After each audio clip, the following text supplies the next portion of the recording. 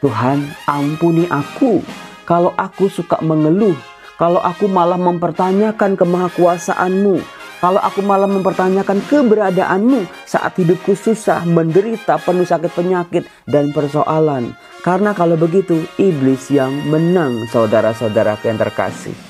Salam damai sejahtera saudara-saudaraku yang terkasih, pencinta firman Tuhan. Berjumpa kembali dengan Bible Learning with Father Joseph. Saudara-saudaraku, bagaimana kabar Anda hari ini? Oma, opa, om, tante, ibu, bapak, bude, pakde, adik-adik yang terkasih, orang-orang muda, semoga hidup kita selalu dilimpahi oleh perlindungan dan kasih Tuhan. Saudara-saudaraku, izinkan saya bertanya di awal video ini. Coba tolong Anda tulis di kolom komen. Apakah tadi pagi Anda sudah berdoa? Apakah Anda sudah memulai hari Anda dengan saat teduh membaca firman Tuhan? Setiap hari membaca firman-Nya, mencari kebenaran-kebenaran sabda. Firman ini betul-betul menuntun kehidupan kita, menjadi penerang bagi jalan kita. Betul Romo, hidup lagi susah-susahnya, beruntung dan bersyukur boleh ketemu channel YouTube Bible Learning with Father Joseph. Dalam kesaksian para penonton yang ditulis di kolom komen ataupun yang langsung mengirimkan pesan kepada saya, katanya, Romo, terima kasih. Waktu itu hidupnya penuh dengan gelombang-gelombang kehidupan. Nggak tahu lagi mau berbuat apa, goyang semuanya. Gak ada yang bisa dipegang. Tetapi setelah tekun membaca firman Tuhan, merenungkannya, betul-betul firman diresapi dalam hati dan kehidupannya, mulai stabil, mulai ada ketaatan, mulai berani hidup kudus, memilih yang kudus dibanding yang kotor. Dan di situ hidupnya mulai dipulihkan. Saudara-saudaraku, saya yakin sebagai pembaca kitab suci, Anda pasti sudah berkenalan dengan tokoh dalam kitab suci yang diceritakan dalam satu kitab yang sangat bagus. Kitabnya itu berjumlah 42 bab. Coba, apakah Anda bisa menebak? 42 bab, satu kitab. Apa ya Romo ya? Kejadian 50 bab. Mazmur 150 bab. Markus 16 bab. Yang mana yang 42 bab Romo? Isinya penuh dengan pergulatan orang beriman dalam penderitaan. Hidupnya bagus, hidupnya banyak berkat, hidupnya sempurna. Tetapi dia dicobai oleh iblis. Dan Tuhan mengizinkannya sehingga terlepaslah semua yang pernah ia miliki. Dan dia bergulat secara luar biasa dengan teman-temannya. Dia berdiskusi, dia kecewa dengan teman-temannya, dia kecewa dengan hidupnya, bahkan dia kecewa juga sama Tuhan. Lalu nanti di bab-bab terakhir, Tuhan bersabda kepada tokoh ini. Dan luar biasanya, tokoh ini hidupnya dipulihkan. Aduh Romo, itu gak ada pertanyaan yang lebih gampang dari itu apa? Ya udah pasti Ayub lah. Saudara-saudara yang terkasih, betul. Terima kasih Anda sudah banyak pengetahuan tentang kitab suci. Kitab Ayub terdiri dari 42 bab. Isinya tentang hidup orang saleh, orang takut akan Allah, orang taat, orang yang menjauhkan dirinya dari kejahatan, tetapi menderita dengan penderitaan yang tidak terperikan. Dia hancur berantakan, kemudian nanti di ujungnya dipulihkan. Namanya juga Ayub Romo. Bahasa Ibraninya Yob, artinya penderitaan. Saudara-saudaraku terkasih, mari yuk kita dalami lagi yuk kitab Ayub ini. Saya menduga umat kebanyakan hanya membaca Ayub bab 1, Ayub bab 2, dan Ayub bab 42. Betul atau enggak tebakan saya ini? Ketika dikisahkan Ayub memiliki segala-galanya, dia dicobai oleh iblis sampai 2 kali, dia hancur berantakan, tapi dia tidak berkata yang tidak benar tentang Allah. Sampai nanti hidupnya dipulihkan 2 kali lipat. Saudara-saudara yang terkasih, nggak apa-apa sih, nggak ada salahnya. Tapi kalau Anda mau berkenalan lebih dalam lagi tentang pergulatan Ayub, yang betul-betul membaca pergulatan kita sendiri, rasanya kita perlu membaca Ayub bab 3, bab 4 terus sampai bab 41. Karena disitulah indahnya. Saudara-saudaraku yang terkasih, sebagai pengajar kitab suci, saya perlu mengatakan begini. Kisah tentang Ayub, orang saleh yang hidupnya menderita, dia tetap taat dan setia sampai hidupnya dipulihkan, adalah sebuah cerita kebijaksanaan yang berkembang, yang muncul di Timur Tengah kuno. Di Mesir ada kisah seperti ini, di Arab ada kisah seperti ini, di Mesopotamia ada kisah seperti ini. Jadi kisah Ayub bab 1, Ayub bab 2, dan Ayub bab 42 saat dia dipulihkan itu bukan monopoli orang Israel. Tetapi sebuah kisah yang memang berkembang di daerah itu, di daerah Timur Tengah kuno. Tetapi bangsa Israel, khususnya orang-orang Israel di pembuangan, yang hidupnya menderita, yang hidupnya hancur-hancuran, yang kehilangan banyak hal dalam kehidupannya, betul-betul mengolah kisah itu dalam terang perspektif iman orang Israel. Nah, itulah yang kita temukan di Ayub bab 3 sampai Ayub bab 41. Saudara-saudaraku terkasih, apa sih Romo yang menarik lagi dari kitab Ayub? Kita bisa menemukan di Ayub bab 1 dan Ayub bab 2. Ada kisah yang sama persis. Karena dikatakan pada suatu hari datanglah anak-anak Allah menghadap Tuhan. Dan di antara mereka datang juga iblis. Bertanyalah Tuhan kepada iblis, "Dari mana engkau?" Dan jawab iblis kepada Tuhan, "Dari perjalanan mengelilingi dan menjelajah bumi." Adegan ini nanti terulang di Ayub bab 2, sama persis. Kemudian bertanyalah Tuhan kepada iblis, "Apakah engkau memperhatikan hambaku Ayub? Sebab tiada seorang pun di bumi seperti dia, yang demikian saleh, jujur, takut akan Allah, dan menjauhi kejahatan." Saudara-saudara, 4 kualitas kesalehan orang beriman. Bagaimana Allah begitu bangganya dengan Ayub ini. Ayub yang saleh, Ayub yang jujur, Ayub yang takut akan Allah, menjauhi kejahatan. Juga nanti terulang di Ayub bab 2, saudara-saudara. Saudara-saudaraku, dalam sebuah kitab, kalau terjadi pengulangan, itu sebuah tanda kita harus bertanya, kenapa kok diulang? Apa maksudnya kok adegan yang sama bisa diulang persis sampai 2 kali? Saudara-saudara, pengulangan yang kita temukan dalam sebuah cerita dalam kitab suci bermaksud untuk memberi penekanan tertentu, penegasan tertentu bahwa bagian ini penting. Bagian yang mana, Romo? Nah, yang berikut ini.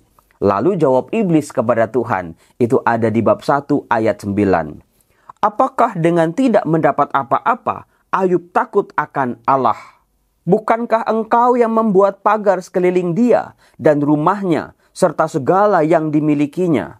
Apa yang dikerjakannya telah kau beri, dan apa yang dimilikinya makin bertambah di negeri itu."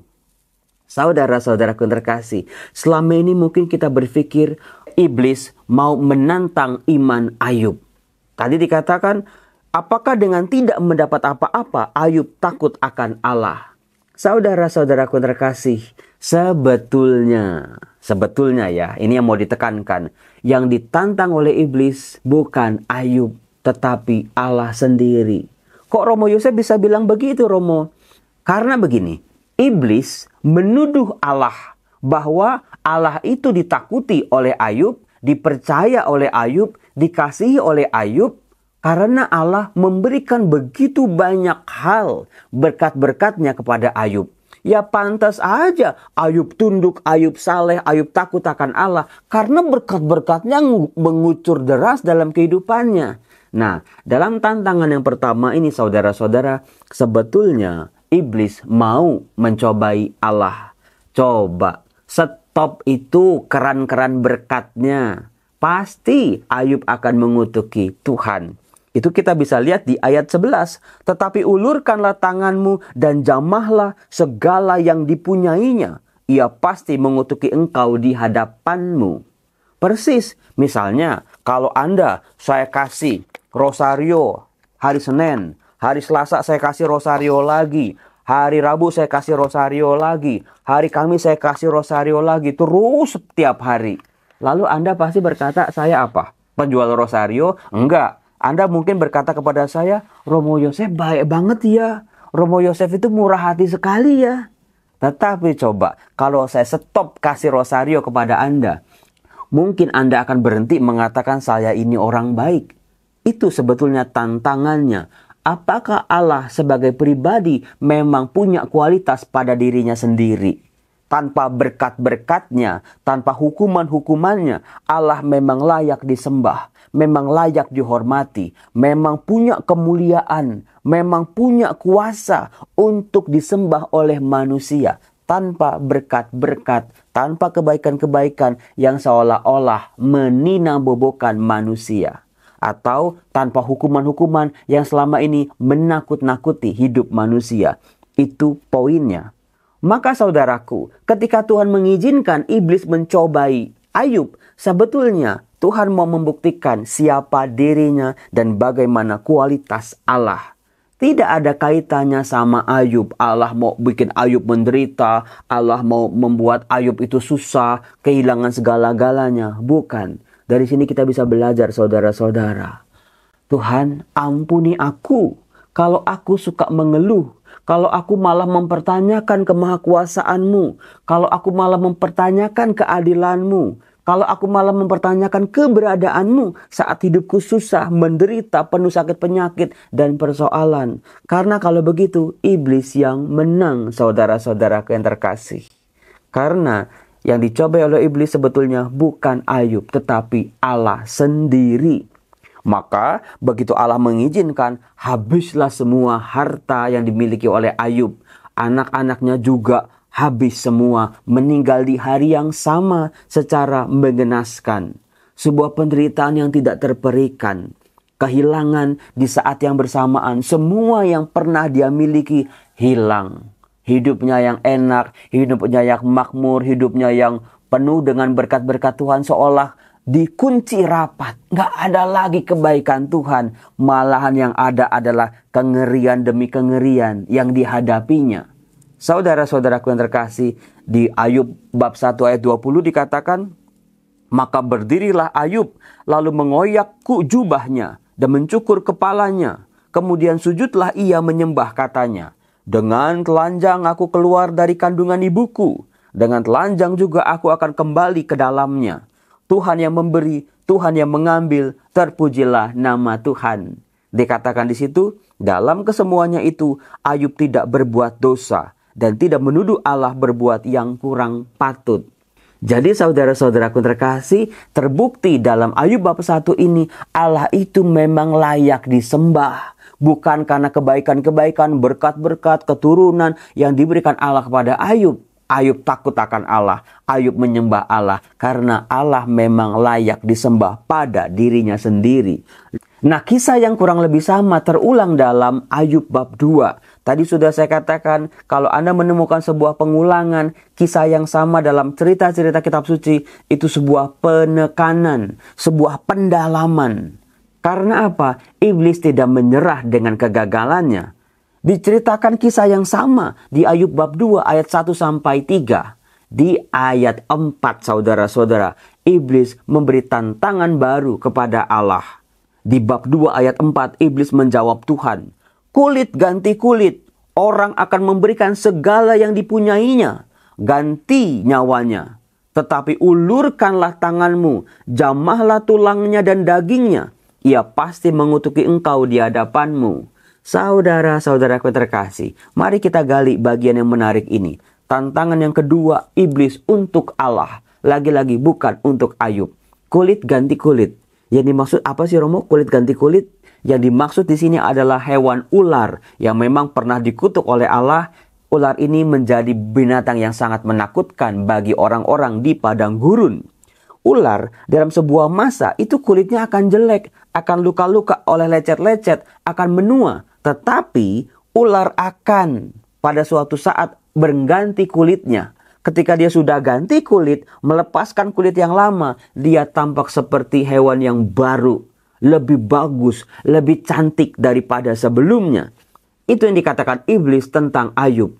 Ya dia akan rela lah Romo, hartanya diambil, anak-anaknya diambil. Karena dia percaya nanti Tuhan pasti kasih yang jauh lebih bagus daripada sebelumnya.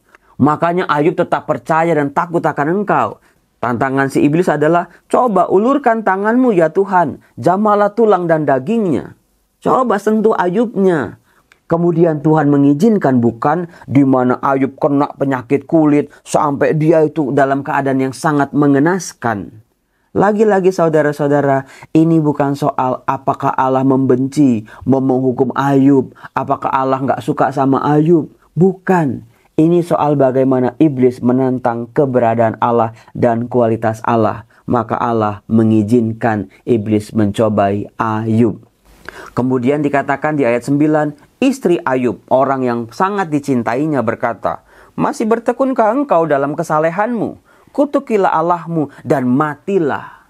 Tetapi jawab Ayub kepada istrinya, engkau berbicara seperti perempuan gila. Apakah kita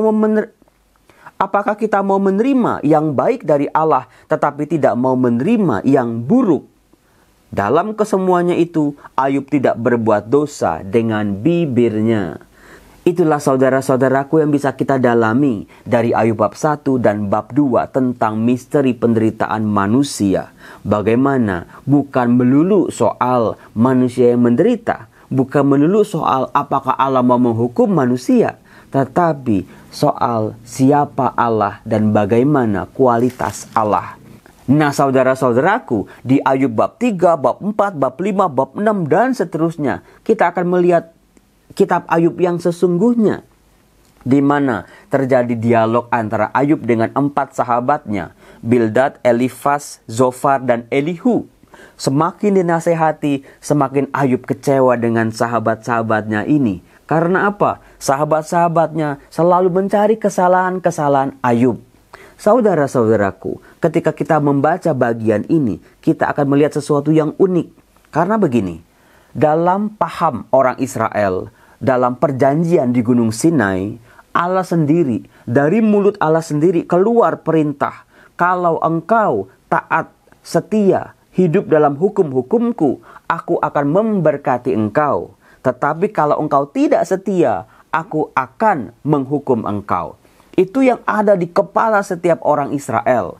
Tetapi apa yang terjadi saudara-saudara? Misalnya dalam kitab Keluaran, Imamat, Bilangan, Hakim-Hakim, 1-2 Samuel, 1-2 Raja-Raja, kitab Nabi-Nabi. Kita selalu melihat manusianya yang tidak setia. Manusianya yang merusak perjanjian. Maka Allah menghukum mereka.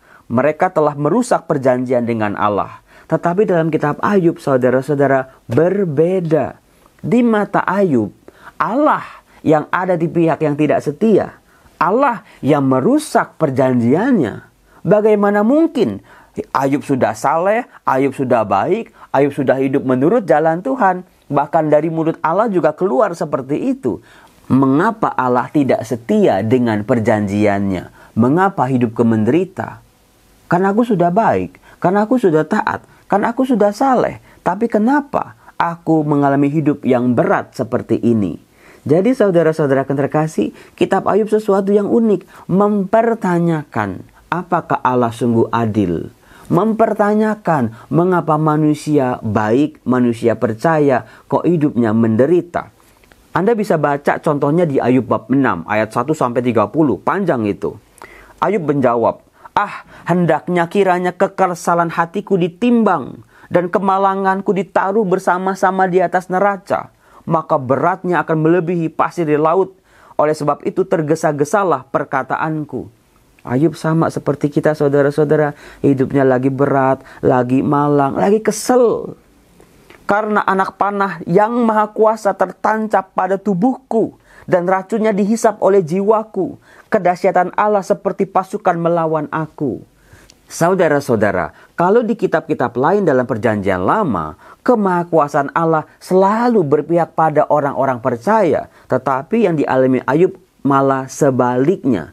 Justru tancapan panah Allah yang harusnya untuk musuh-musuhnya Ayub tertancap pada dirinya. Bahkan dikatakan racun-racunnya terserap pada jiwanya. Dikatakan di ayat 5, meringkikkah keledai liar di tempat rumput muda? Atau mengeluhkah lembu dekat makanannya? Di sini Ayub mau menegaskan kenapa dia protes sama Allah. Kenapa dia ngomong banyak tentang Allah. Kenapa dia menantang Allah. Kenapa dia bertanya kepada Allah. Karena hidupnya sedang tidak baik-baik saja. Ayub mengatakan kalau hidupku baik-baik aja juga aku gak banyak ngomong seperti ini. Kemudian di ayat 6.